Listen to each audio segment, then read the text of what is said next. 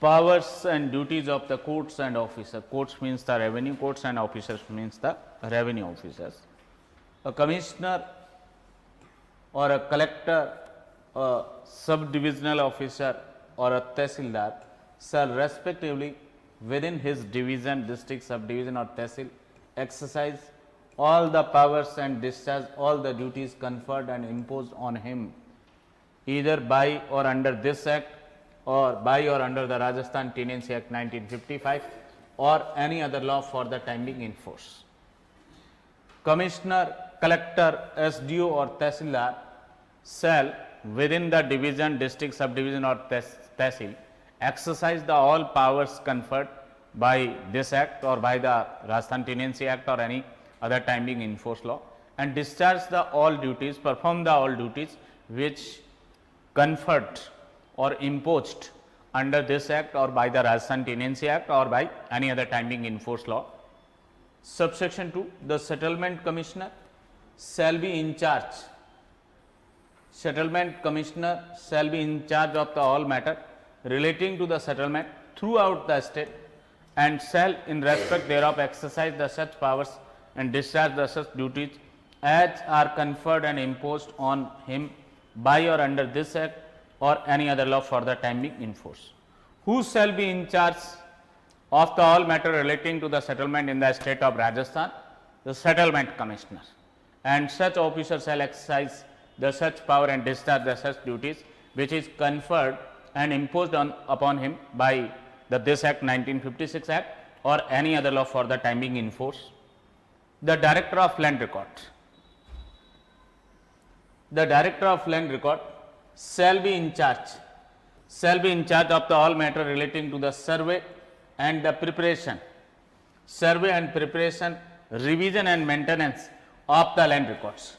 Survey and preparation, revision and maintenance of the land records throughout the state and shall in respect thereof exercise the such power and discharge the such duties as are conferred and imposed on him by or under this act or any other law for the time being in force. Which officers shall be in charge of the matter relating to the survey, preparation, revision and maintenance of the land record? Director of land record. And which power can be exercised by the such officer and which duties to be performed or discharged by the such director of the land record? The duties or the powers which conferred or imposed upon him by the this act or the any other time being in force law. Land record officer. A land record officer or an officer appointed under chapter 7 for the purpose of survey or resurvey shall within the area for which he is appointed exercise the such powers and perform the such duties as are conferred and imposed on him by or under this act or any other law for the time being in force. Which power can be exercised by the land record officer or officer appointed under chapter 7 of the Rajasthan Land Revenue Act?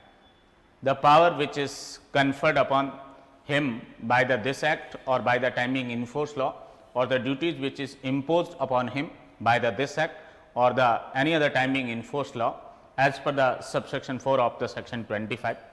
A settlement officer. A settlement officer or an officer appointed under chapter 8 for the purpose of conducting the settlement operation shall within the area for which he is appointed exercise the such powers and perform the such duties as are conferred and imposed on him by or under this act or any other law for the time being in force. Settlement officers or the officer appointed under chapter 8 of the Rajasthan Land Revenue Act, area for which he is appointed as settlement officer or a special officer etc. under chapter 8 of the Rajasthan Land Revenue Act shall exercise the which powers and shall discharge the which functions which is conferred and imposed upon him by the this act or any other time being in force law. Next one, an additional commissioner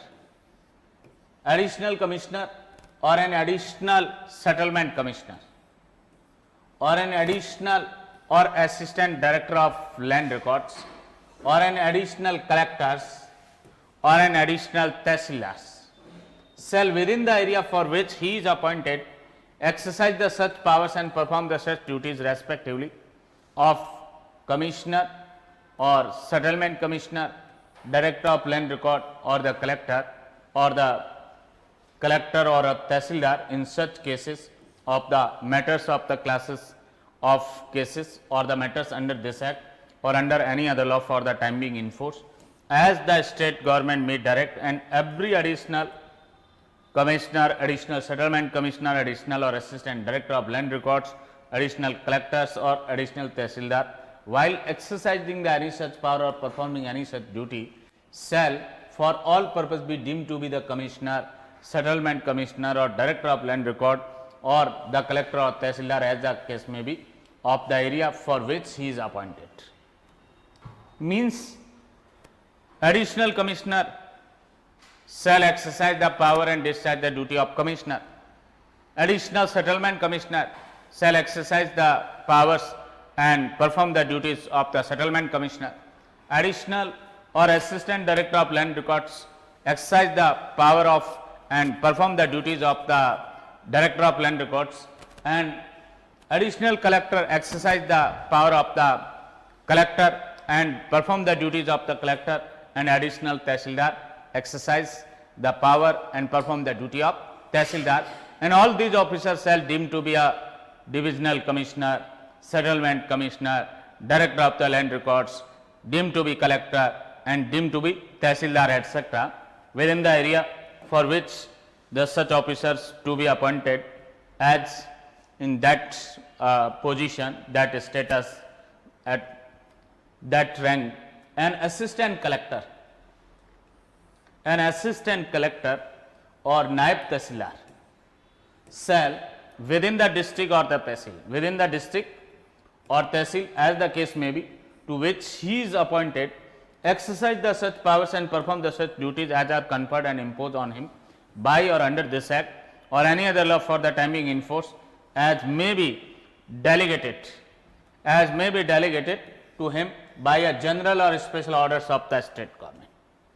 Which power can be exercised by the assistant collector or naib tehsildar within the district or the tehsil where the concerned assistant collector or the naib tehsildar is appointed, exercise the such power and perform the such duties which is conferred and imposed upon him by or under this act or any other time being in force law, or be delegated by the general or special order of the state government. धारा 25 देखेंगे आप, कुछ राजस्व न्यायालय और राजस्व अधिकारियों की शक्तियां एवं जो है वो कर्तव्य क्या होंगे। राजस्व न्यायालय और अधिकारियों की क्या शक्तियां और कर्तव्य होंगे, कुछ अधिकारियों के बारे में डिस्कस किया गया। इसमें प्रत्येक आयुक्त, जिलाधीश, उपखंड अधिकारी, जिलाधीश की जगह आप कलेक्टर पढ़ें। जिलाधीश एक प्रशासनिक अधिकारी होता है और कलेक्टर में जो है वो रेवेन्यू ऑफिसर के रूप में वो कार्य करता है। प्रत्येक आयुक्त मीन्स डिविजनल कमिश्नर, कलेक्टर या उपखंड अधिकारी या प्रत्येक तहसीलदार क्रमशः अपने संभाग, जिले, उपखंड और तहसील के अंदर इस अधिनियम या राजस्थान काश्तकारी अधिनियम, राजस्थान काश्तकारी अधिनियम 1955 या तत्समय प्रवर्त किसी अन्य विधि के द्वारा या उसके अधीन उसको प्रदत्त या उस पर आरोपित, या अधिरोपित समस्त शक्तियों का प्रयोग और समस्त कर्तव्यों का पालन करेगा। प्रत्येक संभाग के लिए जो संभागीय आयुक्त नियुक्त है, प्रत्येक जिले के लिए जो कलेक्टर नियुक्त है, प्रत्येक उपखंड के लिए जो उपखंड अधिकारी नियुक्त है और प्रत्येक तहसील के लिए तहसीलदार जो नियुक्त है, वो किन शक्तियों का प्रयोग करेंगे ये चारों अधिकारी और किन कर्तव्यों का निर्वहन करेंगे, वो शक्तियां और वो कर्तव्य जो है उनका वो निर्वहन करेंगे, वो या प्रयोग करेंगे जो या तो इस अधिनियम के द्वारा, राजस्थान भू राजस्व अधिनियम 1956 के द्वारा उनको प्रदत्त किए गए, या काश्तकारी अधिनियम 1955 में प्रदत्त किए गए, या अन्य किसी प्रवर्त विधि के अंतर्गत जो है वो प्रदत्त किए गए उन शक्तियों का प्रयोग और उन कर्तव्यों का निर्वहन जो है इन 4 प्रकार के अधिकारियों को, जो संभाग लेवल पे संभागीय आयुक्त, जिला लेवल पे कलेक्टर, उपखंड लेवल पे उपखंड अधिकारी और तहसील लेवल पे तहसीलदार के द्वारा उन शक्तियों का प्रयोग किया जाएगा और उन कर्तव्यों का निर्वहन किया जाएगा। सबसेक्शन 2 देखेंगे आप, संपूर्ण राज्य में जो है भू प्रबंध या बंदोबस्त संबंधी जो मामले हैं उनका प्रभारी कौन होगा? भू प्रबंध आयुक्त। पूरे स्टेट के लिए जो है सेटलमेंट से रिलेटेड जो मामले, भू प्रबंध या बंदोबस्त से रिलेटेड जो है वो मामले, उनका इंचार्ज या प्रभारी कौन होगा पूरे स्टेट के लिए? Settlement commissioner. भू प्रबंध है वो आयुक्त होगा। और इस अधिनियम में या तत्समय प्रवर्त किसी विधि के द्वारा या उसके अधीन प्रदत्त समस्त तत्संबंधी शक्तियों का प्रयोग करेगा और उस पर आरोपित या अधिरोपित समस्त जो है वो कर्तव्य है उनका भी पालन करेगा। सेटलमेंट से रिलेटेड जो मैटर्स है उनके बारे में इस एक्ट में जो उसको शक्तियां दे रखी है या किसी अन्य विधि में, प्रवर्त विधि में शक्तियां दे रखी है, या इस अधिनियम में जो कर्तव्य अधिरोपित किए गए हैं या किसी अन्य तत्समय प्रवर्त विधि में कर्तव्य अधिरोपित किए गए, उन शक्तियों का प्रयोग और उन कर्तव्यों का निर्वहन जो है वो सेटलमेंट कमिश्नर या भू प्रबंध जो है आयुक्त है वो करेगा। सबसेक्शन 3, भू अभिलेख निदेशक। भू अभिलेख निदेशक जो है राज्य में पैमाइश, क्या वर्ड था हिंदी में, भू अभिलेख की तैयारी, उनका संधारण, क्या था?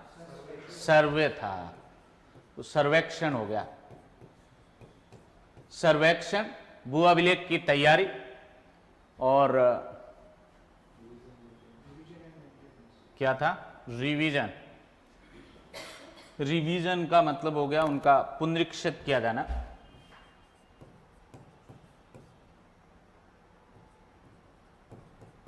पुनरीक्षण और उसका जो है संधारण।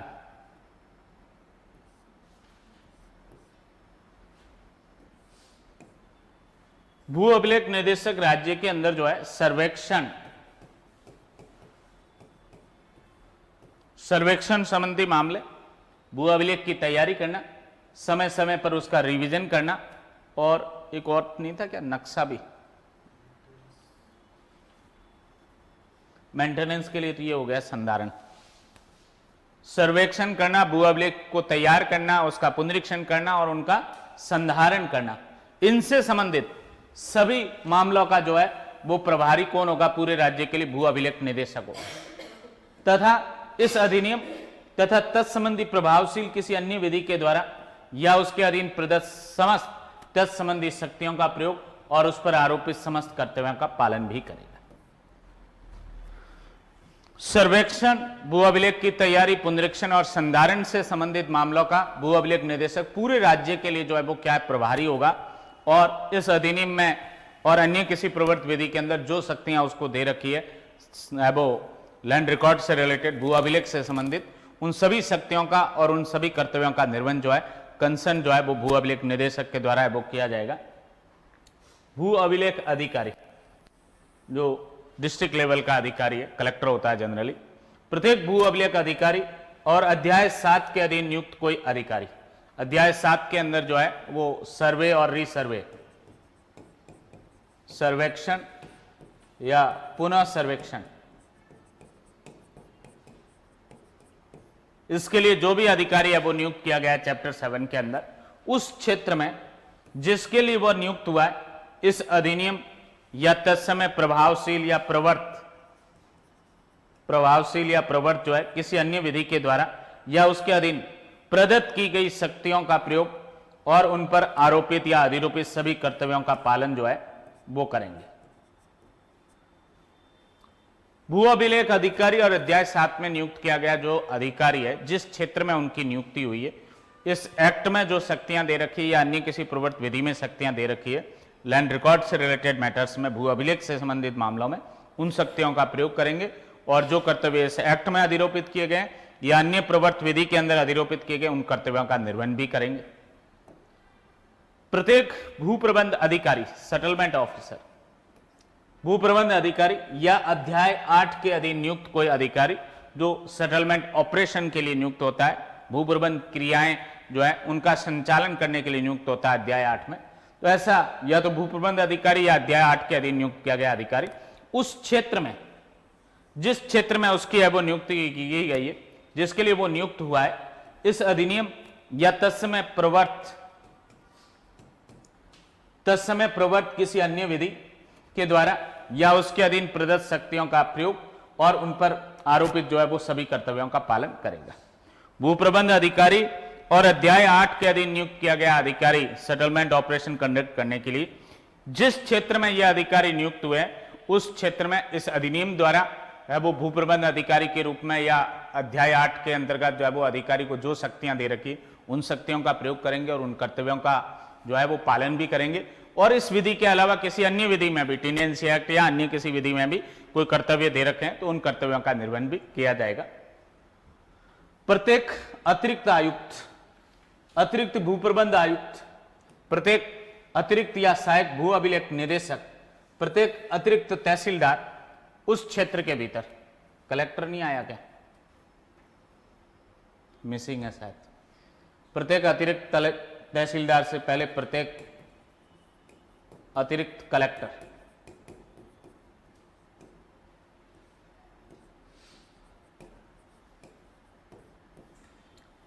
उस क्षेत्र के भीतर जिसके लिए वो नियुक्त किए गए हैं, ऐसे मुकदमा या मामलों की श्रेणियों में क्रमानुसार वो जो है अतिरिक्त आयुक्त या भू प्रबंध आयुक्त, भू अभिलेख निदेशक, जिलाधीश या तहसीलदार की, यह अतिरिक्त वर्ड हटाए आप, क्रमानुसार जो है आयुक्त की शक्तियों का प्रयोग करेगा कौन, अतिरिक्त आयुक्त।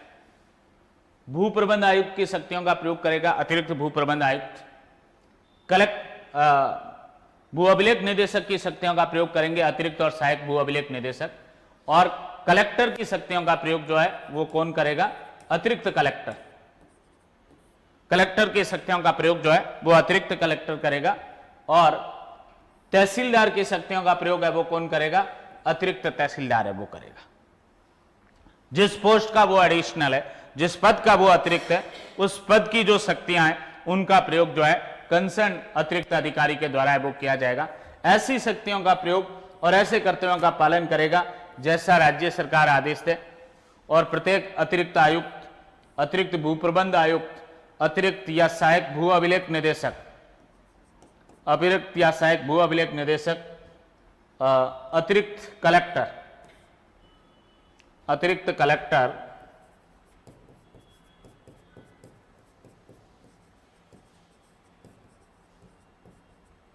या अतिरिक्त तहसीलदार, ऐसी शक्ति का समस्त प्रयोजन के लिए उस क्षेत्र का जिसके लिए वो नियुक्त किया गया जो है वो क्या समझा जाएगा, आयुक्त, भू प्रबंध आयुक्त, भू अभिलेख निदेशक, कलेक्टर और तहसीलदार है वो समझा जाएगा। वो अधिकारी जहां पर भी वो नियुक्त है वो जो है अतिरिक्त आयुक्त है वो आयुक्त समझा जाएगा। अतिरिक्त भू प्रबंध आयुक्त है वो भू प्रबंध वो आयुक्त समझा जाएगा। अतिरिक्त या सहायक भू अभिलेख निदेशक है वो भू अभिलेख निदेशक समझा जाएगा। अतिरिक्त कलेक्टर कलेक्टर समझा जाएगा। और अतिरिक्त तहसीलदार क्या समझा जाएगा, उस क्षेत्र के लिए तहसीलदार है वो समझा जाएगा। सबसेक्शन 7 सहायक कलेक्टर।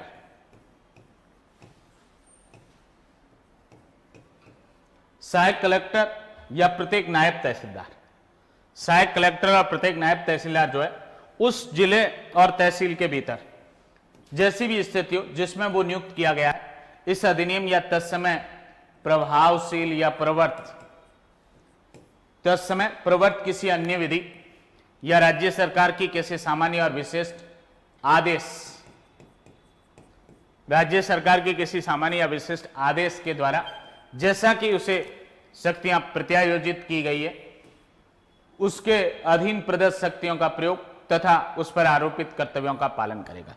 सहायक कलेक्टर जिस जिले के लिए नियुक्त हुआ है और नायब तहसीलदार जिस तहसील के लिए नियुक्त हुआ है वो किन शक्तियों का प्रयोग करेगा, इस एक्ट में जो दे रखी है शक्तियां और जो कर्तव्य अधिरोपित किए गए, किसी अन्य प्रवृत्ति विधि में जो शक्तियां दे रखी है और कर्तव्य दिए गए, और राज्य सरकार के द्वारा साधारण या विशेष आदेश के द्वारा जिन शक्तियों का प्रत्यायोजन किया जाए, जिस कर्तव्यों का प्रत्यायोजन किया जाए, उन प्रत्यायोजित शक्तियों का और प्रत्यायोजित कर्तव्यों का निर्वहन भी सहायक कलेक्टर के द्वारा और नायब तहसीलदार के द्वारा जो है इस उपधारा 7 के अंतर्गत किया जाएगा। Section 26, additional powers of the courts and officer.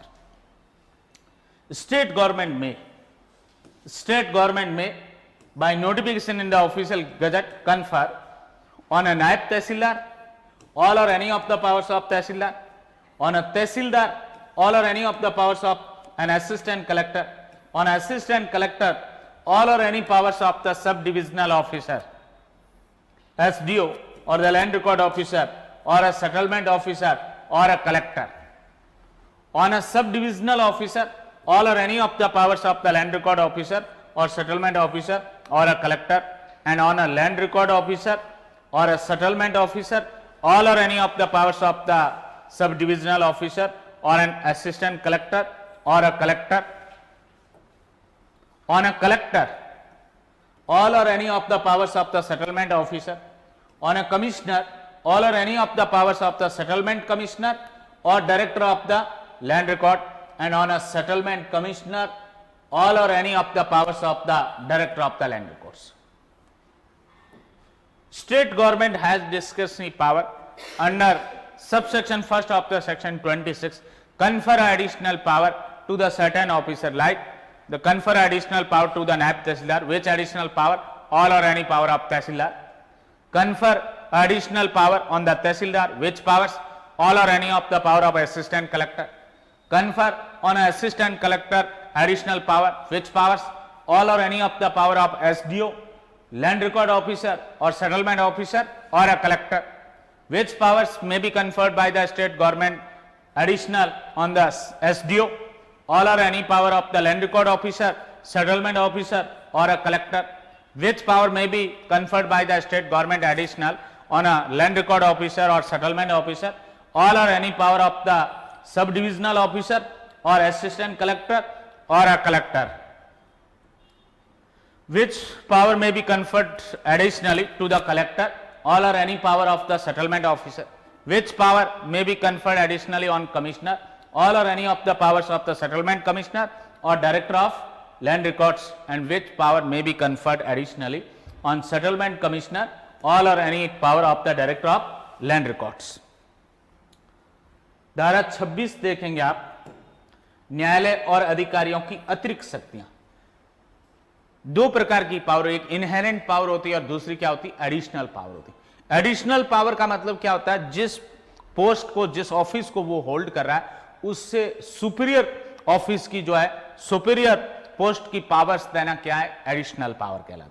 और इनहेरेंट पावर का मतलब एक सुपीरियर ऑफिसर में इंफीरियर ऑफिसर्स की ऑल पावर्स वेस्टेड होती है, वो क्या है, वो इनहेरेंट पावर है। तो ये अतिरिक्त शक्तियों से रिलेटेड है धारा 26, और अगला जो सेक्शन है मोस्ट प्रोबेबली 27, वो इनहेरेंट पावर से कंसर्न है, अंतर्निहित शक्तियों से रिलेटेड है। राज्य सरकार किसके पास पावर है ये अतिरिक्त शक्तियां देने की, राज्य सरकार के पास है। राज्य सरकार शासकीय राजपत्र में अधिसूचना के द्वारा किसी नायब तहसीलदार को तहसीलदार की कोई या समस्त शक्तियां जो है वो अतिरिक्त प्रदत्त कर सकती है। तहसीलदार को जो है सहायक कलेक्टर, तहसीलदार को सहायक कलेक्टर की कोई या समस्त शक्तियां जो है अतिरिक्त प्रदत्त की जा सकती है। असिस्टेंट कलेक्टर तहसीलदार का सुपीरियर ऑफिसर है, तो सुपीरियर ऑफिसर की, वरिष्ठ अधिकारी की सभी या कोई शक्ति है वो दी जा सकती है किसी सहायक कलेक्टर को।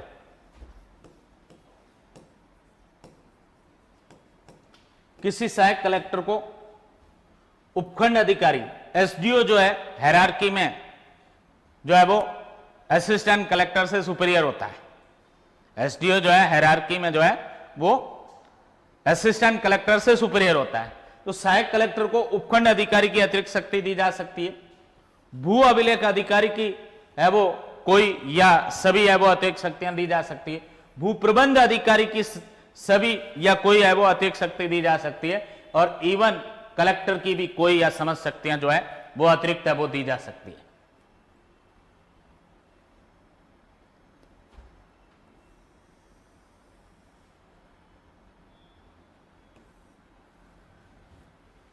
एक सहायक कलेक्टर को राज्य सरकार उपखंड अधिकारी की सभी या कोई अतिरिक्त शक्ति दे सकती है, भू अभिलेख अधिकारी की कोई या सभी अतिरिक्त शक्ति दे सकती है, भू प्रबंध अधिकारी की सभी या कोई अतिरिक्त शक्ति दे सकती है, और कलेक्टर की भी कोई या सभी जो है वो अतिरिक्त शक्ति दे सकती है।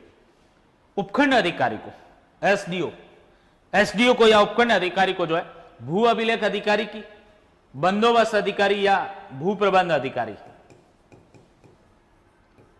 अधिकारी की या कलेक्टर की, इनकी समस्त शक्तियां या इनमें से कोई भी शक्तियां जो है राज्य सरकार राजपत्र में अधिसूचना वो जारी करके दे सकती।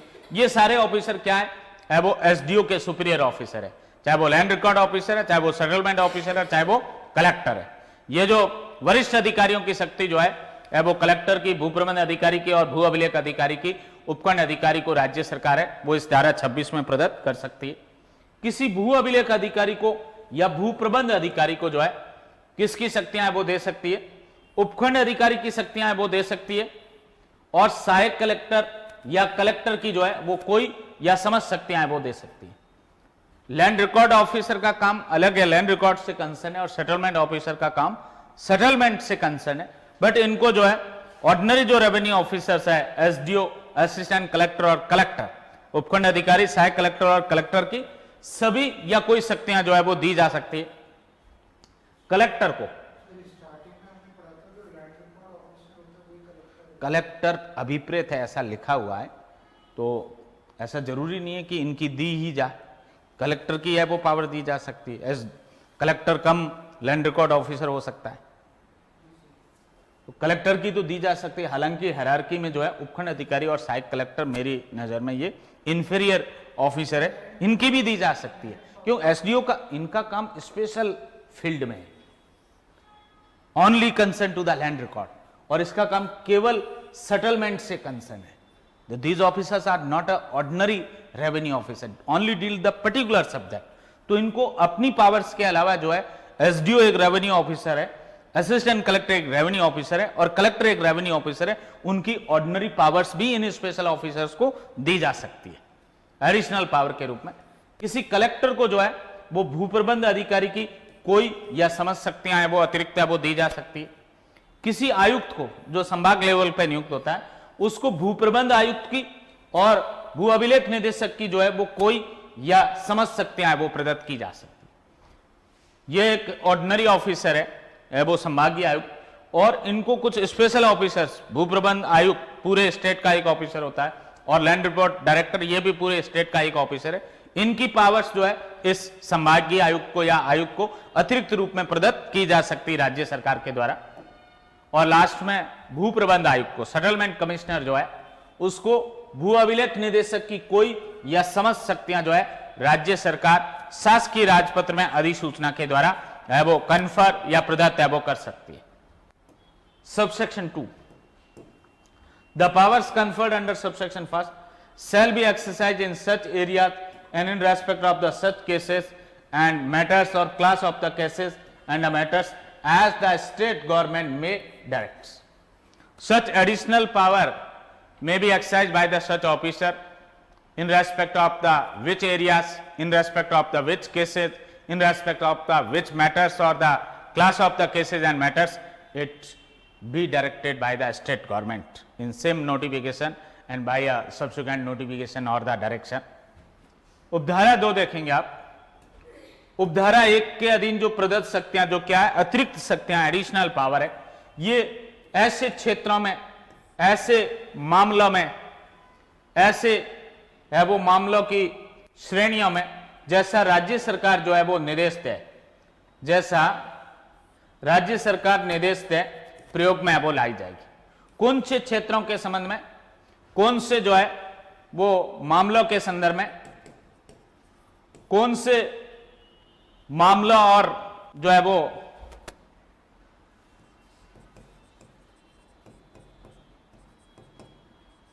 विषयों, कौन से मामला और विषयों की जो श्रेणियां हैं, क्लासेज है, उनके संबंध में प्रयोग की जाएगी। ये सब वो क्षेत्र, वो मामले और विषयों की श्रेणियां जो है, क्लासेस, ये राज्य सरकार जैसा डायरेक्शन दे, निर्देश दे, वैसा है वो प्रयोग में ली जाएगी। Subsection 3, In conferring the power under this section, the state government may empower the persons by name, the classes of the officers generally by their official designations. How power to be conferred by the state government, additional power to be conferred by the state government, either the name of the officer or the classes of officer generally by their official designation. इस तरह के अधीन शक्तियां प्रदान करने में राज्य सरकार जो है व्यक्तियों के नाम से भी दे सकती है और अधिकारियों की जो श्रेणियां हैं, अधिकारियों की श्रेणियों को सामान्य रूप से उनके सरकारी पदों से शक्ति जो है वो क्या कर सकती है, प्रदत्त कर सकती है।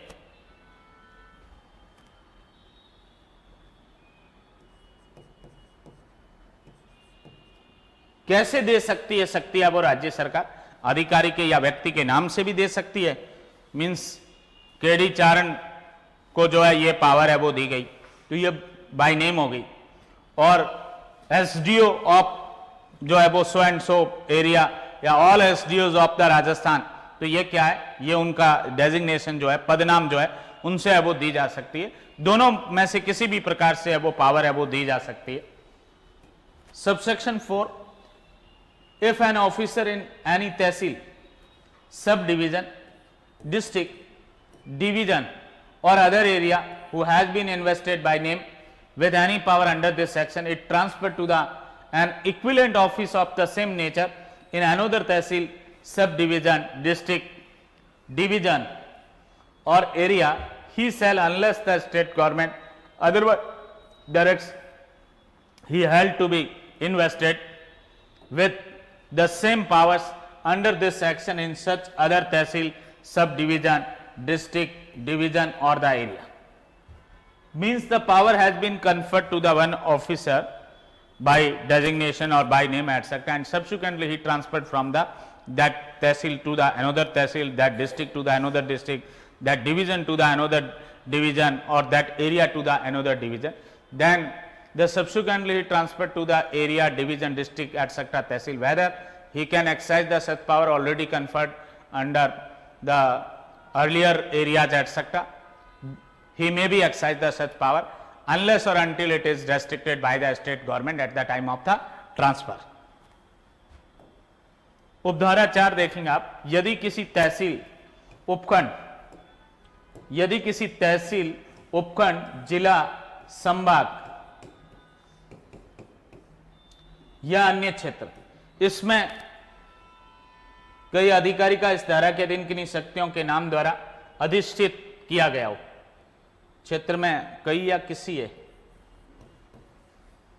किसी, यदि तहसील उपखंड, जिला, संभाग या अन्य क्षेत्र में किसी अधिकारी का इस धारा के अधीन किन्हीं शक्तियों के नाम द्वारा जो है अधिष्ठित या इन्वेस्ट किया गया है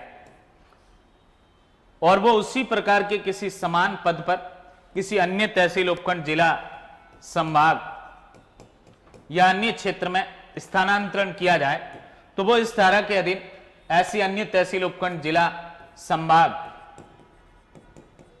या क्षेत्र में उन्हीं शक्तियों से विनिहित समझा जाएगा जब तक कि राज्य सरकार अन्यथा निर्देश न दे।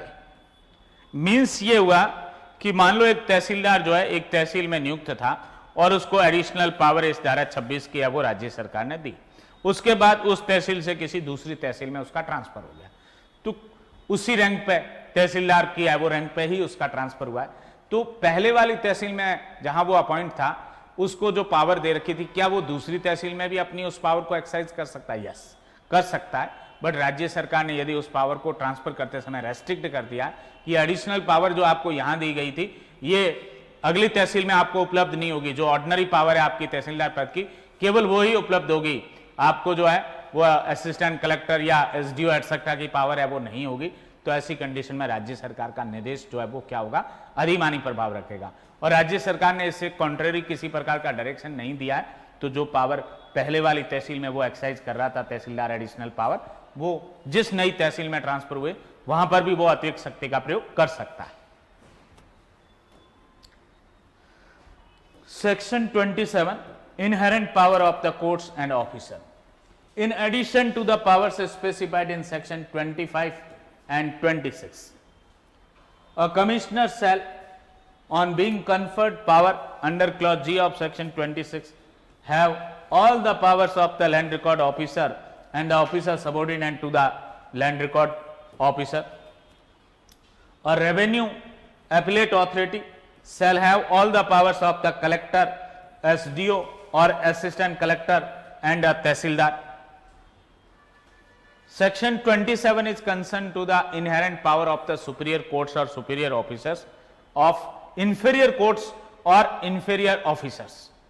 One superior courts or superior officers shall have the inherent power of the all powers of the inferior courts or the inferior officer as per section 27 of the Rajasthan Land Revenue Act. Commissioners shall have on being conferred power under the clause G of the section 26, and in clause G means the commissioner conferred a power of the land record, director of land record, etc. Then shall have all the power of the land record officer and the officer subordinate to the land records. A revenue appellate authority shall have all powers of the collector, SDO or assistant collector and a tehsildar. All these officers are subordinate officer of the revenue appellate authority. A collector shall have all the powers of the SDO, assistant collector and a tehsildar. A collector inherently shall have the all powers of the his subordinate officer like a SDO, assistant collector, tehsildar, and SDO, subdivisional officer, shall have the all powers of the assistant collector and a tehsildar. SDO is the superior officer of the assistant collector and the tehsildar, therefore shall have the all power inherently of the assistant collector and a tehsildar. An assistant collector shall have the all powers of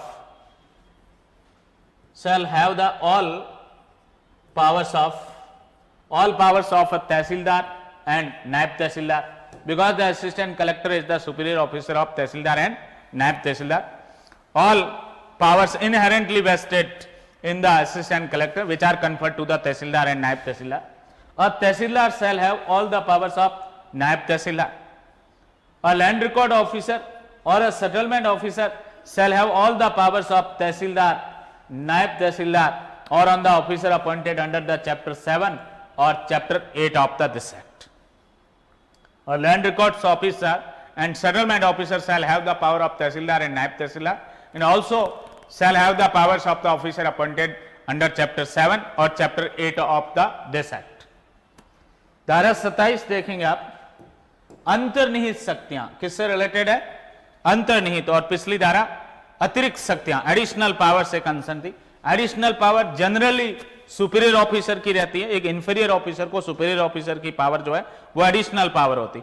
और inherent power का मतलब एक superior officer को अपने से inferior जो officers या court है उनकी पावर्स जो है उसमें इनहेरेंटली वेस्टेड होती है, अंतर्निहित रूप से वो निहित होती है। तो ये जो है वो न्यायालय और अधिकारियों की अंतर्निहित शक्तियों से कंसर्न है। धारा 25 और धारा 26 में उल्लेखित शक्तियों के अतिरिक्त 26 में जो एडिशनल पावर पढ़ी आपने और 25 में जो जनरल पावर पड़ी वो किस एरियाज में अपनी पावर एक्सरसाइज करेंगे, उसके एडिशन में जो है एक आयुक्त को, संभागीय आयुक्त को, जब उससे धारा 26 के खंड 6 में के अधीन जो है शक्ति प्रदत्त करने पर, कौन सी शक्ति? भू अभिलेख निदेशक की। जब एक आयुक्त को जो है भू अभिलेख निदेशक की अतिरिक्त शक्ति दी गई है, तब आयुक्त को जो है भू अभिलेख अधिकारी की और भू अभिलेख अधिकारी के अधीनस्थ जो अधिकारी है उनकी समस्त शक्तियां जो है वो संभागीय आयुक्त में या आयुक्त में अंतर्निहित रूप से निहित रहेगी। राजस्व अपील प्राधिकारी को जो है कलेक्टर की, उपखंड अधिकारी की, सहायक कलेक्टर की और तहसीलदार की सभी शक्तियां जो है अंतर्निहित रूप से है वो निहित होगी, क्योंकि ये सारे अधिकारी है वो क्या है, हायरार्की के अंदर रेवेन्यू अपीलेट अथॉरिटी के क्या है, सबऑर्डिनेट है। कलेक्टर के ऑर्डर की, एसडीओ के ऑर्डर की आदि जो है अपील जो है रेवेन्यू अपीलेट अथॉरिटी को होती है, इसलिए वो हायरार्की में सुपीरियर है। वो कलेक्टर जो है वो ऑल इंडिया सर्विसेज का मेंबर होता है या आईएएस होता है और ये जो है वो सीनियर आरएस होता है। फिर भी इस लैंड रेवेन्यू एक्ट के अंदर एक आईएएस के ऑर्डर की जो है एक जजमेंट की अपील जो है RAA है वो सुनता है, रेवेन्यू अपीलेट अथॉरिटी है वो सुनता है। तो राजस्व अपील प्राधिकारी को कलेक्टर की सभी शक्तियां, उपखंड अधिकारी की सभी शक्तियां, सहायक कलेक्टर की सभी शक्तियां और तहसीलदार की सभी शक्तियां जो है राजस्व अपील प्राधिकारी में अंतर्निहित रूप से निहित होती है। कलेक्टर को जो है अपने से जो निम्न अधिकारी, अधीनस्थ अधिकारी लाइक उपखंड अधिकारी, सहायक कलेक्टर और तहसीलदार, इनकी सभी शक्तियां जो है, समस्त शक्तियां कलेक्टर में अंतर्निहित रूप से है वो निहित होती है। एक उपखंड अधिकारी को जो है अपने से जो अधीनस्थ अधिकारी लाइक सहायक कलेक्टर और तहसीलदार, इनकी समस्त शक्तियां जो है उपखंड अधिकारी में अंतर्निहित रूप से है वो निहित होती है। सहायक कलेक्टर को जो है वो तहसीलदार और नायब तहसीलदार की समस्त शक्तियां है वो अंतर्निहित रूप से, एसडीओ की पावर इनहेरेंट नहीं है इसके पास, ओनली तहसीलदार और नायब तहसीलदार। असिस्टेंट कलेक्टर के पास जो है, सहायक कलेक्टर के पास तहसीलदार और नायब तहसीलदार की सभी शक्तियां हैं, उपखंड अधिकारी की नहीं है, because the SDO is the superior officer from the assistant collector. Tehsildar को उसका जो अधीनस्थ अधिकारी है नायब तहसीलदार, उसकी समस्त शक्तियां जो है अंतर्निहित रूप से निहित होती है। और भू अभिलेख अधिकारी को जो है या भू प्रबंध अधिकारी को तहसीलदार की, नायब तहसीलदार की और अध्याय 7 और अध्याय 8 के अंतर्गत नियुक्त किसी अधिकारी की, अध्याय 7 में सर्वेक्षण और पुनः सर्वेक्षण के लिए और अध्याय 8 के लिए भू प्रबंध क्रियाओं के लिए जो है जो विशेष अधिकारी आदि है वो नियुक्त किए गए, उनकी समस्त शक्तियां जो है वो भू अभिलेख अधिकारी और भू प्रबंध अधिकारी में जो है वो क्या है, अंतर्निहित रूप से है वो निहित होती है। Section 28, officers temporarily succeeding to the permanent vacancies whenever in consequence of the office of a commissioner or a collector or the sub-divisional officer or a tehsildar becoming permanently vacant, whenever in consequence of the office of the commissioner, collector, sub-divisional officer or tehsildar becoming permanently vacant, any officer succeeding temporarily to the chief executive administration of the division, district, subdivision or tehsil as the case may be, such officer shall, pending the order of the state government, exercise all the powers and perform all the duties conferred and imposed on a commissioner or a collector or subdivisional officer or tehsildar by or under any law for the time being in force in the state. If the any office of the commissioner, collector, SDO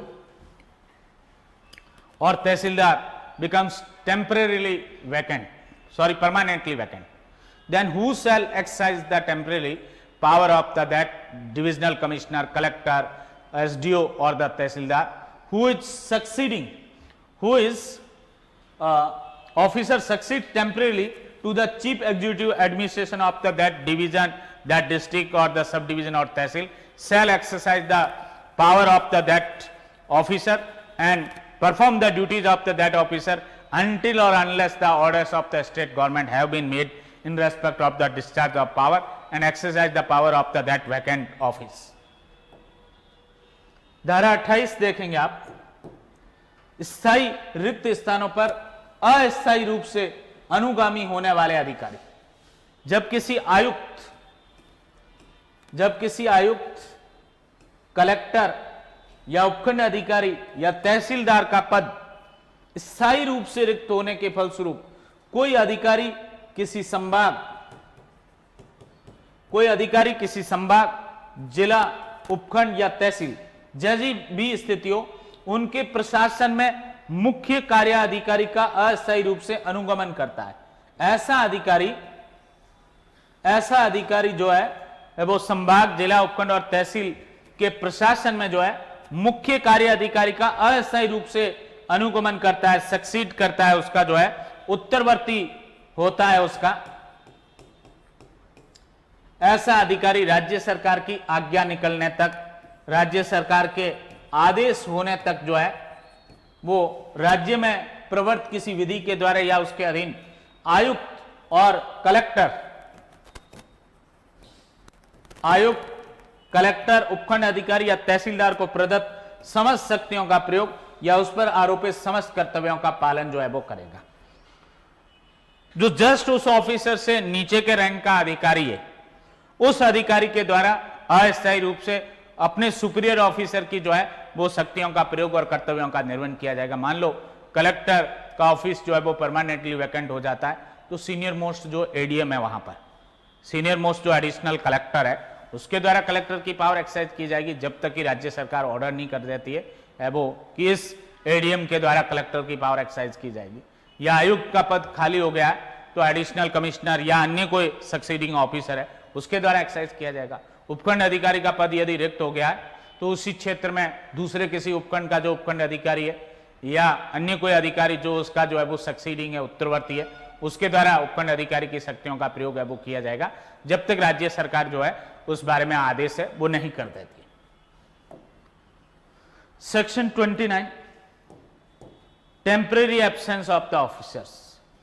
28 is concerned to the permanent vacant and 29 is temporary absence of the officer, where an officer is temporarily absent from his duties. Any other officer of equal grade, any officer of the equal grade functioning at his headquarter, or if there be no officer of an equal grade there, then any other officer of a superior grade so functioning, or if there be no such superior officer, then any other officer of an inferior grade so functioning shall, without relinquishing his ordinary duty, assume the charge of the office of the absentee officer and shall continue in charge thereof until the office is assumed by the another officer duly appointed thereto, and while in such charge perform and routine duties of the absentee officer. Temporarily absent from his duties and revenue officer, any revenue officer, may be a Tehsildar, Naib Tehsildar, SDO, assistant collector, collector, divisional commissioner, etc. Temporary absent, not office is vacant on the casual leave, privilege leave, etc. So then generally the officer of the equal grade, to perform the duty of the concerned officer or exercise the power. If officer of the equal grade is not available, then officer of the superior grade. Both are not available, not a equal grade or the superior grade, then officer of the inferior grade to be exercise the power of the that officer or the discharge his duties, assume the charge of the that absent officer and exercise the power and discharge the duty of the concerned officer. Clause B, in any officer of an equal, superior or inferior grade, any officer of equal, superior or inferior grade is not functioning at such headquarter or is himself also absent, then chief ministerial officer of the office shall possess the power of adjourning from time to time any matter, case or proceeding. If no superior grade, inferior grade or equal grade officer is available present at the headquarter, then the chief ministerial officer of the office, the clerical officer, etc., who is the chief, may adjourn the such proceeding or cases which is pending before that revenue court or revenue officers. धारा 29 देखेंगे आप, अधिकारियों की अस्थायी अनुपस्थिति। जब कोई अधिकारी अपने कर्तव्यों से अस्थायी रूप से अनुपस्थित हो, स्थायी रूप से उसका पद रिक्त नहीं है, अस्थायी रूप से अनुपस्थित मीन्स बीमार है या अन्यथा आकस्मिक छुट्टी पर है या विशेषाधिकार जो छुट्टी है, प्रिविलेज लीव, उस पर है, CL, PL, medical leave etcetera उस पर है, तो ऐसी कंडीशन में उसके मुख्यालय में काम करने वाला समान श्रेणी का कोई अन्य अधिकारी है, उसके द्वारा उसकी शक्तियों का प्रयोग किया जाएगा या कर्तव्यों का निर्वहन किया जाएगा।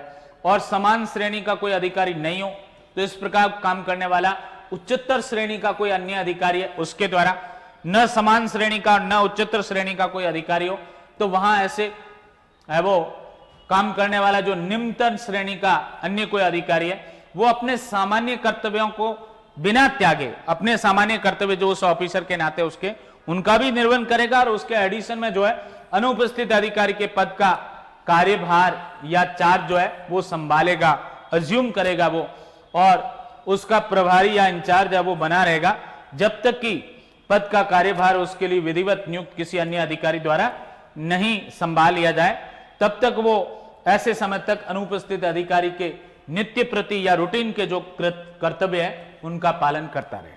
सबसे पहले जो है अस्थायी रूप से अनुपस्थिति में समान पंक्ति का या समान रैंक का जो अधिकारी उसको प्रायोरिटी है, वो नहीं है तो फिर उच्चतर पंक्ति के अधिकारी को, दोनों नहीं है तो फिर निम्नतर पंक्ति का जो अधिकारी, उसके द्वारा वो अनुपस्थित अधिकारी के कर्तव्यों का निर्वहन किया जाएगा और उनकी शक्तियों का प्रयोग भी किया जाएगा, और अपनी जो पद की शक्तियां उनका भी वो प्रयोग करता रहेगा और कर्तव्यों का निर्वहन करता रहेगा जब तक वो अनुपस्थित जो अधिकारी अपना वो वापस कार्यभार संभाल नहीं लेता है, चार्ज अज्यूम नहीं कर लेता है।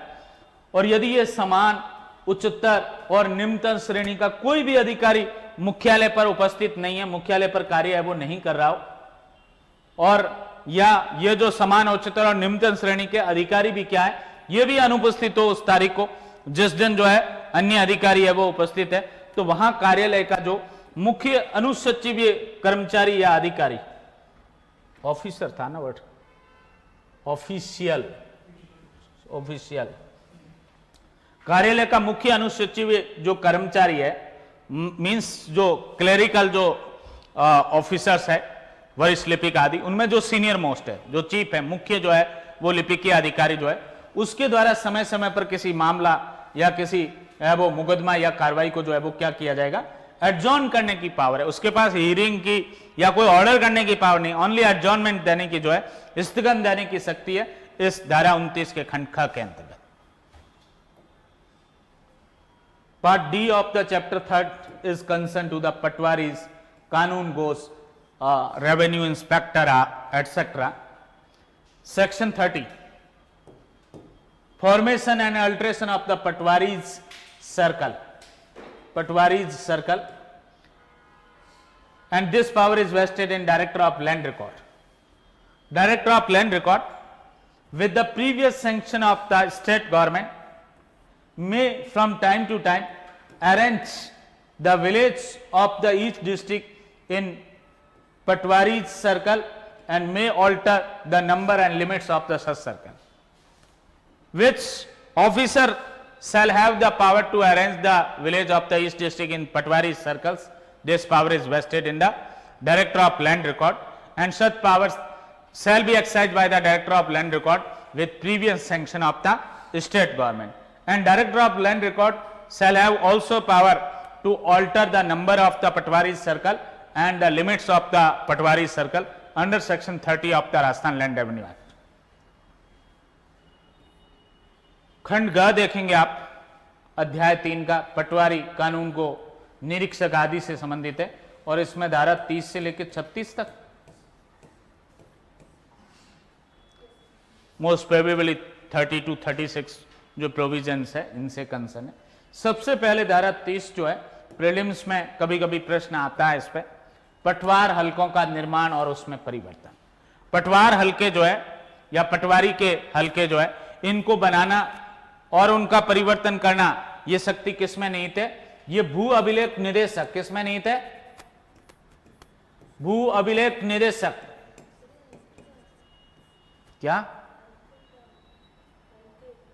हल्का मतलब एरिया, पटवारी जहां तक अपने क्षेत्र का प्रयोग करता है वो पटवार हल्का कहलाता है। हल्का मतलब क्षेत्र, पटवारी क्षेत्र, एक पटवार क्षेत्र, जिस क्षेत्र में पटवारी अपनी शक्तियों का प्रयोग करता है वो क्या कहलाता है? पटवार क्षेत्र कहलाता है। वो जनरली 2 पंचायतें रहती है, जनरली एक पटवार हल्के में 2 पंचायत से अबो रहती है। तो ये जो है भू अभिलेख निदेशक की पावर है, अधिकारी ये बाय मिस्टेक लिखा हुआ है, लैंड रिकॉर्ड डायरेक्टर, क्या? Director of land record. भू अभिलेख निदेशक जो है राज्य सरकार की पूर्व स्वीकृति या पूर्व मंजूरी,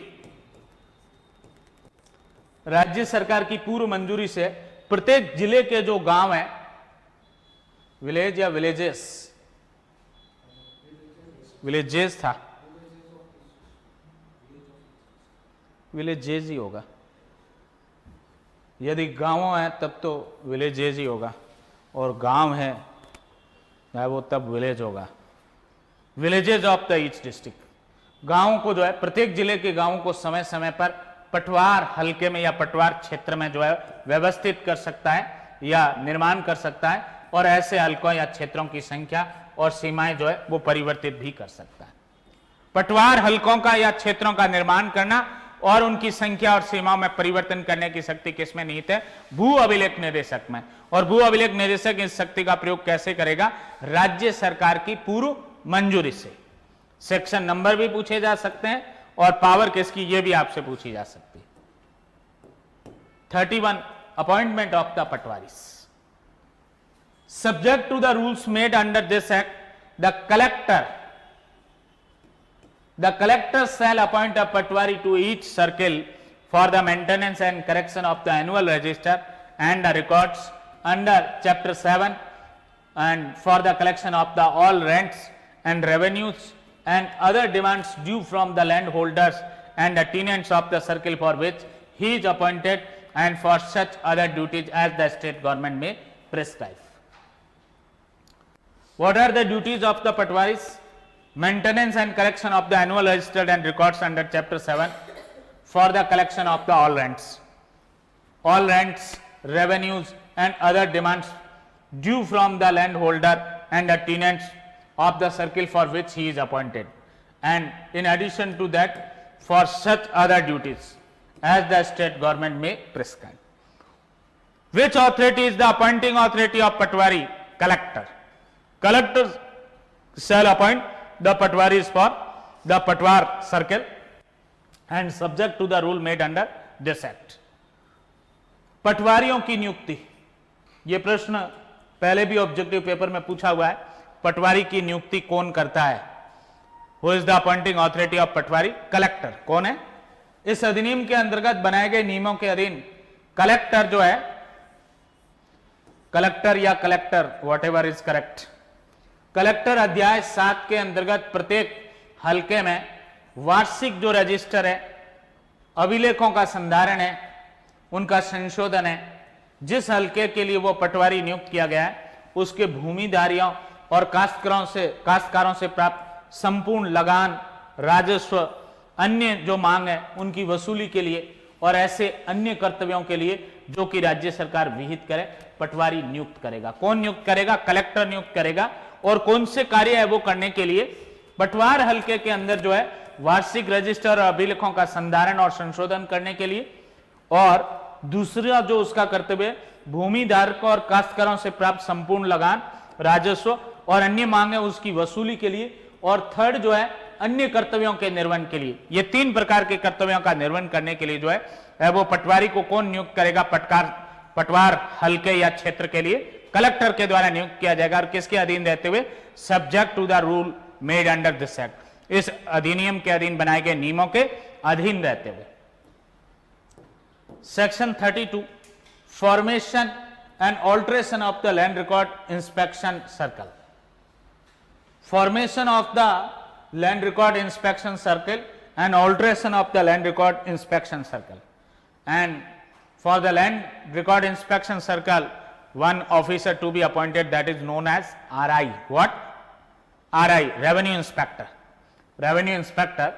With the previous sanction of the state government, the Director of Land Records may arrange the Patwari's circle, of the East District into the land record inspection circle. This power is vested. Formation and alteration of the land record inspection circle, this power is vested in the Director of Land Records. The Patwari circles further may be arranged by the land records inspection circle, and this power is vested in Director of Land Record, but power of arranging and the formation of these circles and alteration be exercised by the Director of Land Record with the previous sanction of the state government. भू अभिलेख हल्का निरीक्षण जो है, भू अभिलेख land records inspection circle, भू अभिलेख निरीक्षण हल्के जो है या निरीक्षण क्षेत्र है, इनका निर्माण और इसका परिवर्तन। भू अभिलेख निरीक्षण क्षेत्र जो है, कई सारे पटवारी जो है आरआई के अंडर में रहते हैं, कई सारे पटवार सर्कल से मिलके जो है वो रेवेन्यू इंस्पेक्शन सर्किल है वो बनता है, जिसके लिए आरआई है वो अपॉइंट होता है। तो ये पावर भी किसमें निहित है? भू अभिलेख निदेशक में। किसमें निहित है? लैंड रिकॉर्ड डायरेक्टर में। भू अभिलेख निदेशक जो है वो राज्य सरकार की पूर्व मंजूरी से, पूर्व स्वीकृति से जो है प्रत्येक जिले के जो पटवार हल्के हैं उनको किसमें व्यवस्थित कर सकता है? भू अभिलेख निरीक्षण हल्कों में व्यवस्थित है वो कर सकता है।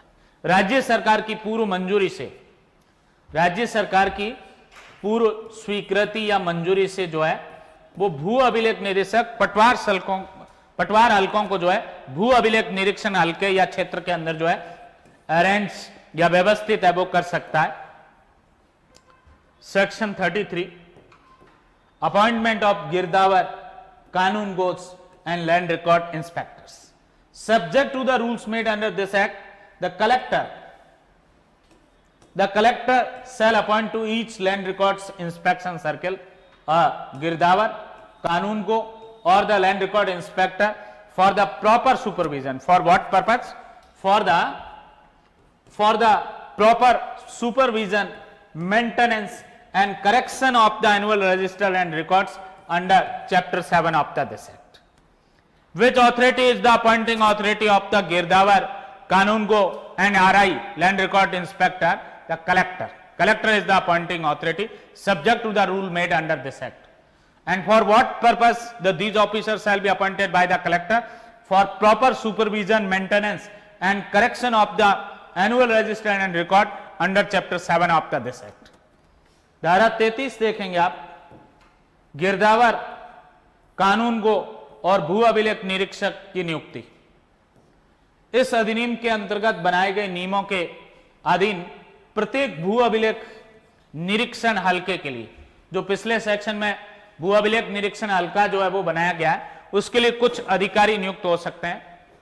और वो नियुक्त कौन कर सकता है? कलेक्टर की पावर है नियुक्ति की जो है इस धारा 33 में।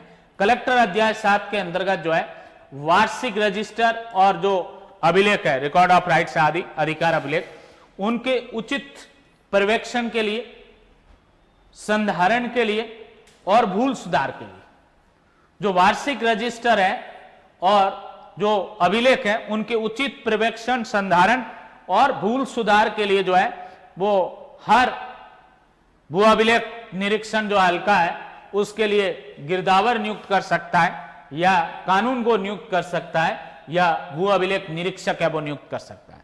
गिरदावर की नियुक्ति हो सकती है या कानून को की नियुक्ति हो सकती है या आरआई लैंड रिकॉर्ड जो है वो निरीक्षक जो इंस्पेक्टर है उसकी नियुक्ति हो सकती है। ये तीनों अधिकारी एक ही रैंक के हैं और मोस्टली जो है आरआई ही है वो नियुक्त होता है। गिरदावर जिसका काम गिरदावरी करने का है वो रहता है, जो आजकल पटवारी ही करते हैं। गिरदावर जो है वो हट गए हैं या ये गिरदावर कम आरआई है वो होते हैं। और कानून गो शब्द भी है वो लगभग हट गया है, एक ऑफिस कानून गो रहा है। जो सीनियर मोस्ट आरआई होता है उसको ऑफिस कानून गो जो है वो अपॉइंट है वो किया जाता है। इसके अलावा कानून गो नाम से भी नियुक्ति नहीं होती, बट परीक्षा के लिए आपको पढ़ना है कि भू अभिलेख निरीक्षण हल्के के लिए गिरदावर भी नियुक्त हो सकता है, कानून को भी नियुक्त हो सकता है और भू अभिलेख निरीक्षक जो है ये भी है वो नियुक्त हो सकता है। इनका अपॉइंटिंग अथॉरिटी कौन है? कलेक्टर है। और पर्पज क्या है इनको नियुक्त करने का? अध्याय 7 के अंदर जो सर्वेक्षण, पुनर्सर्वेक्षण आदि जो है वो उसके दौरान जो है वो भू अभिलेख जो तैयार होंगे उन वार्षिक रजिस्टर और अभिलेखों के उचित पर्यवेक्षण के लिए, संधारण और भूल सुधार के लिए पटवारी के द्वारा जो कार्य किया जाएगा एनुअल रजिस्टर्स और रिकॉर्ड्स के अंदर एंट्री वगैरह करने में, उनका सुपरविजन करने के लिए पटवारियों के कार्यों का, उनको जो है वो मेंटेनेंस है उसको देखने के लिए और उन्होंने कोई गलती की है तो उसको करेक्ट करने के लिए जो है भूल सुधार करने के पर्पज के लिए जो है ये 3 प्रकार के अधिकारी गिरदावर, कानून गो और भू अभिलेख निरीक्षक जो है वो नियुक्त किए जाते हैं। सेक्शन 34 दैट इज द सदर कानून गो, सदर कानून गो और द ऑफिस कानून गो। Subject to the rule made under this act, the director of land records shall appoint the one or more Sadar Kanun Gos in each district to supervise the work of the Girdawar, Kanun Gos and land record inspector and Patwaris and to perform the such other duties as the state government may prescribe. Which authority is the appointing authority of the Sadar Kanun Gos? Director of Land Records, not a collector. Director of Land Records shall appoint the one or more Sadar Kanun Go for each district. And what are the duties of the Sadar Kanun Go? To supervise the work of the Girdawar, Kanun Go or the Land Record Inspector and also Patwaris, and to perform the such other duties as the state government may prescribe.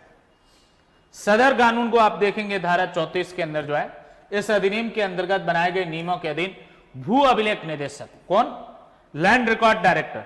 भू अभिलेख निदेशक जो है प्रत्येक जिले में गिरदावर, कानूनगो और भू अभिलेख निरीक्षक और पटवारियों के जो काम है उनका कार्य, उनका सुपरविजन करने के लिए, पर्यवेक्षण करने के लिए और ऐसे कर्तव्यों का पालन करने के लिए जैसा राज्य सरकार निर्धारित करे, एक या एक से अधिक जो है वो क्या नियुक्त कर सकता है? सदर कानूनगो है वो नियुक्त करेगा। सदर कानूनगो की नियुक्ति किसके द्वारा की जाएगी? भू अभिलेख निदेशक के द्वारा। और कार्य क्या रहेगा?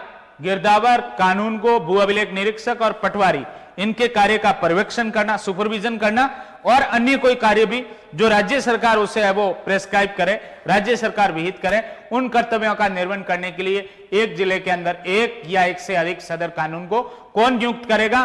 भू अभिलेख निदेशक नियुक्त करेगा धारा 34 के अंदर। पटवारी और गिरदावर, कानून को और आरआई, इनकी अपॉइंटिंग ऑथोरिटी कलेक्टर है और इस सदर कानून का जो है अपॉइंटिंग ऑथोरिटी कौन है? लैंड रिकॉर्ड डायरेक्टर है, भू अभिलेख निदेशक है। Section 35 qualification etcetera of the patwaris and kanungos. The qualifications, condition of service, duties of the patwaris, girdawar, kanungo, land record inspector and sadar कानून गोस and Sadar Kanun goes shall be regulated by the rules made by the state government in that behalf. Qualification, condition of service and duties of the Patwari, Girdavar, Kanun go, land record inspector and Sadar Kanun go shall be regulated by the rule made by the state government as per section 35. पटवारी, कानून गो आदि की योग्यताएं या अर्हताएं आदि पटवारियों, गिरदावर, कानून को और भू अभिलेख निरीक्षक तथा सदर कानून को इनकी अर्हताएं, इनकी सेवा की शर्तें और इनके कर्तव्य जो है इस संबंध में राज्य सरकार द्वारा बनाए गए नियमों से विनियमित होंगे। किन से रेगुलेट होंगे, विनियमित होंगे? पटवारी, गिरदावर, कानून को, भू अभिलेख निरीक्षक और सदर कानून को। इनकी क्वालिफिकेशन, इनकी कंडीशन ऑफ सर्विस और इनकी ड्यूटीज, इनकी अर्हताएं, इनकी सेवा शर्तें और इनके कर्तव्य किससे है वो विनियमित होंगे? राज्य सरकार द्वारा बनाए गए नियमों, राज्य सरकार द्वारा बनाए गए नियमों से रेगुलेट होगी। जो रूल्स के अंदर प्रेस्क्राइब होगी वो उनकी क्वालिफिकेशन होगी, जो रूल्स में प्रेस्क्राइब होगी वो उनकी कंडीशन ऑफ सर्विस होगी और जो रूल्स में प्रेस्क्राइब होगी वो उनकी ड्यूटीज होगी। Section 36 obligation to furnish the information necessary for preparation of the records. Any person whose right, interest or obligation are required by any enactment for the time being in force or by any rule made under any such enactment to be entered in any official register by a patwari, by a girdavar, kanun go, land records inspector or by a sadar kanun go shall be bound, concerned person shall be bound to furnish on his requisition all information necessary for the correct compilation thereto. The person in respect of whom the any right, interest, title, etc., the any entry to be made in the official register maintained by the Patwari, Girdavar, Kanun ko, RI and the Sadar Kanun ko. It is duty of the concerned person. It is a mandatory duty of the concerned person to furnish the requisite information to the Patwari, Kanun ko, Girdavar, Sadar Kanun ko or the other officers discussed in the preceding sections. And if concerned person not furnishes the such information, then these officials are not bound to make a such entry in the official register or the any other records of the right related to the land revenue. धारा 36 देखेंगे आप, अभिलेखों की तैयारी के लिए आवश्यक सूचना देने का दायित्व, और यह आवश्यक सूचना देने का दायित्व किसका है? पर्सन का है, किसी व्यक्ति का है जिसका अधिकार इफेक्ट हो रहा है आदि।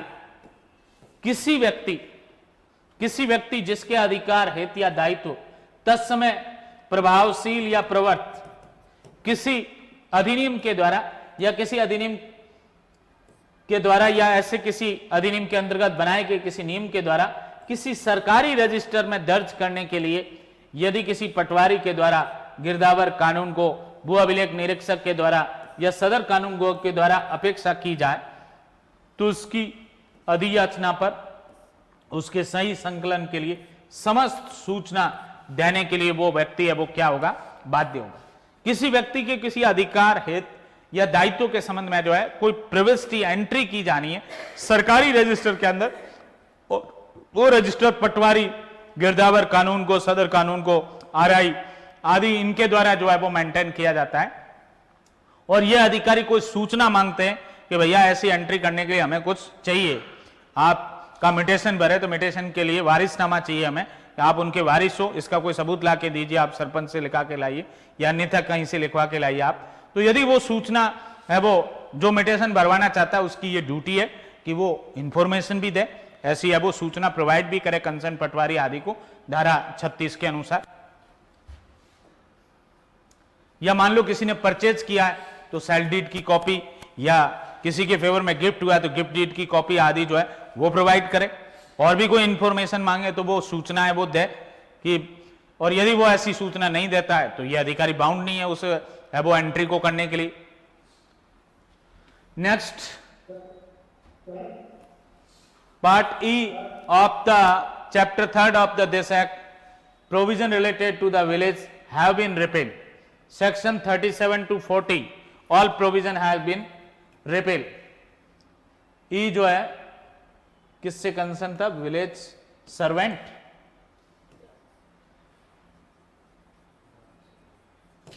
ग्राम सेवक से कंसर्न था ये, और ये प्रोविजन 37 से 40 तक क्या हो चुके हैं, रिपील हो चुके हैं।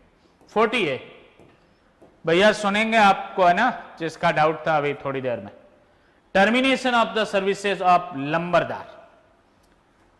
Notwithstanding anything contained in the Rajasthan General Clauses Act 1955, the Act number 8 of the 1955, or in any other law for the time being in force, all lumberdars appointed or deemed to have been appointed under this Act shall, as from the date of the commencement of Rajasthan Land Revenue Amendment Act 1963, ceases to be a lumberdar of the village or group of villages. Ceases to be a lumberdar of the village or group of villages for which they were appointed, and shall cease to exercise the powers conferred and to discharge the function and duties imposed on them by this act, and the duty of the collecting the revenue on rent or any other state demand shall, until the state government directs otherwise, be performed by the Patwari of the circle. Who shall perform the duties of the lumberdar whose office have been seized after the Rajasthan Land Revenue Amendment Act 1963 or from the date of commencement of that Amendment Act, the Patwari of the circle be exercise the power of the lumberdar and perform the duties of the lumberdar as per section 40A. लंबरदार की सेवाओं की समाप्ति। लंबरदार भी एक पटवारी की तरफ पद होता था रेवेन्यू, रेंट एटसेट्रा कलेक्ट करने के लिए। उस पद को जो है वो 1963 का ये संशोधन है, उस 1963 के संशोधन जिसके माध्यम से 40A इंसर्ट हुआ था, उसके माध्यम से इसको है वो लंबरदार की सेवाओं को समाप्त कर दिया। राजस्थान जनरल क्लॉजेज एक्ट, साधारण खंड अधिनियम, राजस्थान साधारण खंड अधिनियम 1955, उस अधिनियम में या तत्समय प्रवर्त किसी भी अन्य विधि में किसी बात के होते हुए भी इस अधिनियम के अंतर्गत नियुक्त या नियुक्त किए गए समझे गए समस्त लंबरदार राजस्थान भू राजस्व संशोधन अधिनियम 1963 के प्रारंभ होने की तारीख से उस गांव या गांवों के उस समूह जिसके या जिनके लिए वो नियुक्त किए गए थे लंबरदार नहीं रहेंगे। यह जो 1963 का संशोधन था, यह जिस डेट को लागू हुआ था उस तारीख से वो उस गांव के लंबरदार नहीं रहेंगे या गांवों के समूह के लंबरदार नहीं होंगे। उनके पद को समाप्त कर दिया, उनकी सेवाओं को समाप्त कर दिया गया 1963 के संशोधन से। और इस अधिनियम द्वारा उनको प्रदत्त शक्तियों का प्रयोग, उनको सौंपे गए कर्तव्यों का निर्वहन, कार्य और कर्तव्यों का पालन करना वो बंद कर देंगे लंबरदार। राजस्व या लगान या राज्य के किसी भी अन्य मतावले की वसूली, मतावला क्या है, मांग, स्टेट डिमांड, राज्य की कोई अन्य मांग है उसकी वसूली करने का कार्य जब तक कि राज्य सरकार अन्यथा निर्देश न दे, राज्य सरकार जब तक अन्यथा जो है वो निर्देश न दे, उनकी शक्तियों का प्रयोग और उनके कर्तव्यों का पालन किसके द्वारा किया जाएगा? हल्के के पटवारी द्वारा जो है वो उन शक्तियों का प्रयोग किया जाएगा, उन कर्तव्यों का निर्वहन किया जाएगा, उन कार्यों को है वो किया जाएगा जब तक राज्य सरकार कोई एक्सप्रेस रूप से डायरेक्शन न दे कि लंबरदार के कर्तव्यों का इस पद की समाप्ति के बाद आरआई उनका निर्वहन करेगा, गिरदावर करेगा, सदर कानून को करेगा। ऐसा कोई स्टेट गवर्नमेंट का डायरेक्शन नहीं है, तब तक हल्के का जो पटवारी होगा वो लंबरदार के कार्यों का, कर्तव्यों का और शक्तियों का प्रयोग करेगा। Section 41 omitted, 42 is also omitted. In my opinion, all provision 41 to 50 all have been omitted. धारा 41 से लेके और 50 तक के सारे प्रावधान है वो क्या है? ये ओमिट कर दिए गए हैं, लोपित कर दिए गए। किस अमेंडमेंट से है? किसी के पास अपने वाले मटेरियल के अलावा कोई फुटनोट वगैरह में मेंशन हो, क्योंकि कभी कभी रिपेयरिंग का ईयर भी पूछ लेते हैं, ओमिशन या रिपेयरिंग का। 1992 सब में कॉमन है ये, लगभग 41 से लेके और 50 तक, तो यह ईयर भी इसमें याद रखें। 1992 अमेंडमेंट एक्ट होगा।